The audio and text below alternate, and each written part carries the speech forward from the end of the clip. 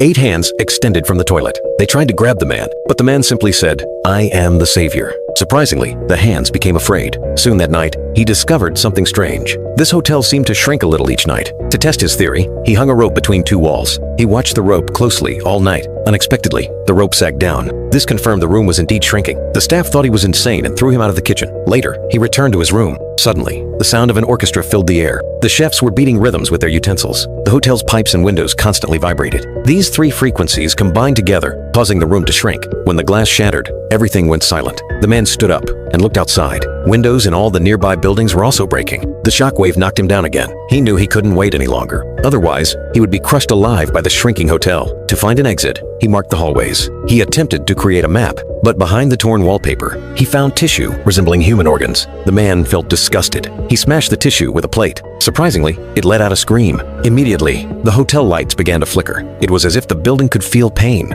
With no other options, he returned to his room. By now, the room had shrunk significantly. The man lay on the bed in despair. Then he seemed to think of a way out. He needed to move the cabinet in his room. Sure enough, there was a passage behind it, but the passage walls were constantly squirming. It was like walking through the building's large intestine. To escape this hotel, the man entered the passage without hesitation. Ahead, he saw light at the exit. Excited, he quickly crawled to the end. But this wasn't an exit at all. It was an egg nurturing life. Inside was a Cthulhu creature. The hotel guests worshipped its cries as divine prophecy. They all knelt down in reverence. It turned out this was a living hotel. Because it was nurturing an egg, as the egg grew larger, it compressed the surrounding space, which explained why the hotel was shrinking.